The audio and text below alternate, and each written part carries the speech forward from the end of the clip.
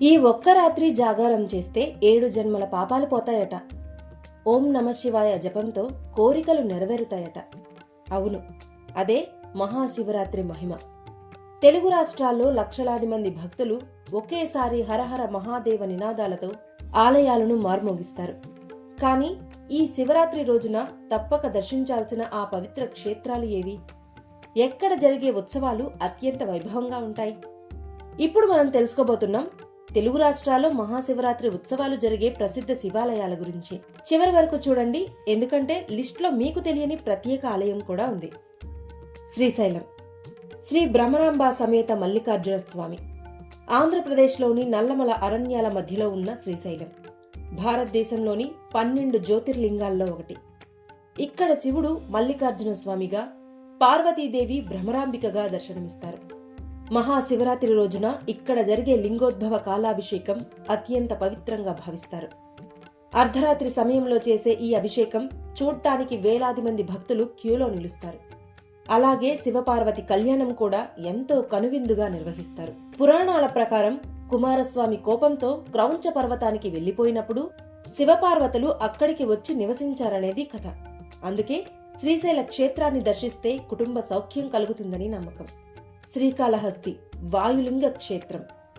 తిరుపతి సమీపంలోని శ్రీకాళహస్తి పంచభూత లింగాల్లో వాయుతత్వాన్ని సూచించే ఆలయం. ఇక్కడి దీపం గాలి లేకున్నా కదులుతూ ఉండటం ఒక అద్భుతం. ఇక్కడ మహాశివరాత్రి బ్రహ్మోత్సవాలు అత్యంత వైభవంగా నిర్వహిస్తారు. శివరాత్రి రోజు ఈ ఆలయం 24 గంటలు తెరిచి ఉంటుంది. రాహుకేతు పూజలు చేయించుకోవడానికి వేలాది మంది భక్తులు తరలివస్తారు. రాత్రంతా భజనలు, అర్చనలు జరుగుతాయి. పురాణాల ప్రకారం శ్రీకాళహస్తిలో శ్రీ అంటే సాలీడు, కాళ అంటే పాము, హస్తి అంటే ఏనుగు. ఈ 3 శివుడిని భక్తితో పూజించగా వారికి మోక్షం లభించిందట. అందుకే ఈ ప్రాంతానికి శ్రీకాళహస్తి అనే పేరు వచ్చింది. వేములవాడ రాజరాజేశ్వర స్వామి. తెలంగాణలోని వేములవాడను భక్తులు ప్రేమగా దక్షిణ కాశీగా పిలుస్తారు. ఇక్కడ భక్తులు చేసే కోడెముక్కు అంటే ఆలయం చుట్టూ కోడెను తిప్పడం చాలా ప్రసిద్ధి. కోరిక నెరవేరితే ఇలా మొక్కు తీర్చుకుంటారు. శివరాత్రి సమయంలో ఆలయం దీపాలతో అలంకరించి ప్రత్యేక అభిషేకాలు, రథోత్సవం నిర్వహిస్తారు. ఈ వేడుక చూడటానికి తెలంగాణ అంతటి నుంచి భక్తులు తరలివస్తారు. చాళుక్య రాజులు నిర్మించిన ఈ ఆలయం శతాబ్దాల చరిత్ర కలిగి ఉంది. కేసరగుట్ట రామలింగేశ్వర స్వామి. హైదరాబాదుకు దగ్గరగా ఉన్న ఈ ఆలయం శివరాత్రి రోజు ప్రత్యేక కాంతులతో మెరిసిపోతుంది. రాముడు లంక యుద్ధం తర్వాత పాప విమోచనం కోసం శివలింగాన్ని ప్రతిష్ఠించాలనుకున్నాడట. హనుమంతుడు లింగం తీసుకురావడానికి ఆలస్యం కావడంతో రాముడు అక్కడే ఒక లింగాన్ని ప్రతిష్ఠించారు. కోపంతో హనుమంతుడు తెచ్చిన లింగాలను చుట్టుపక్కల పడేశారట. అందుకే అక్కడ ఎన్నో లింగాలు కనిపిస్తాయనేది పురాణాలు చెప్తున్నాయి. మహాశివరాత్రి జాగారం, రుద్రాభిషేకాలు ఘనంగా నిర్వహిస్తారు. యాగంటి శ్రీ ఉమామహేశ్వర స్వామి. కర్నూలు జిల్లాలోని యాగంటి ప్రకృతి అందాలతో ప్రసిద్ధి. ఇక్కడి నంది విగ్రహం ప్రతి ఏడాది కొంచెం పెరుగుతుందనే విశ్వాసం ఉంది. పురావస్తు శాఖ కూడా ఇది నిజమేనని చెబుతోంది.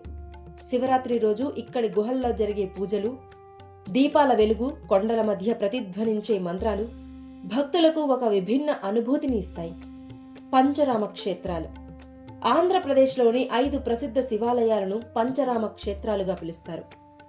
అవి అమరారామం, ద్రాక్షారామం, సోమారామం, క్షీరారామం, కుమారారామం. ఇవన్నీ తారకాసురుని లింగం భాగాలుగా ఏర్పడ్డాయని పురాణం. శివరాత్రి రోజు ఈ 5 ఆలయాలను ఒకే రోజు దర్శిస్తే మహాపుణ్యం లభిస్తుందని భక్తుల నమ్మకం. అందుకే ప్రత్యేక టూర్లు కూడా నిర్వహిస్తారు. శివుడు లింగం రూపంలో అవతరించిన రోజు మహాశివరాత్రిగా ప్రసిద్ధి చెందింది. శివపార్వతుల వివాహం జరిగిన రోజు కూడా అని చెబుతారు. ఉపవాసం, జాగారం, బిల్వ దళాలతో పూజ చేస్తే పాపాలు తొలగిపోతాయని నమ్మకం. సో ఈ రోజు అన్ని ఆలయాలు భారీగా రద్దీగా ఉంటాయి. కాబట్టి ముందుగానే ప్రయాణం ప్లాన్ చేసుకోండి. ఆన్లైన్ దర్శన టికెట్లు ఉంటే ముందే బుక్ చేసుకోండి. ఫైనల్ గా మహాశివరాత్రి అనేది కేవలం పండుగ మాత్రమే కాదు, అది భక్తి, ఆత్మశుద్ధి, ఆధ్యాత్మికతకు ప్రతీక.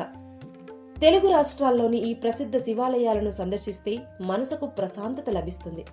ఈ పవిత్ర రాత్రి హరహర మహాదేవ నినాదాలతో ఆలయాలు మార్మోగుతుంటే ఆ అనుభూతి మాటల్లో చెప్పలేనిది.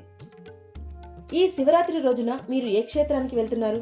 మీకు తెలిసిన ఫేమస్ టెంపుల్ ఏది? ఇంకా ఇలాంటి ఇన్ఫర్మేషన్ మీకు కావాలంటే కామెంట్లో చెప్పండి.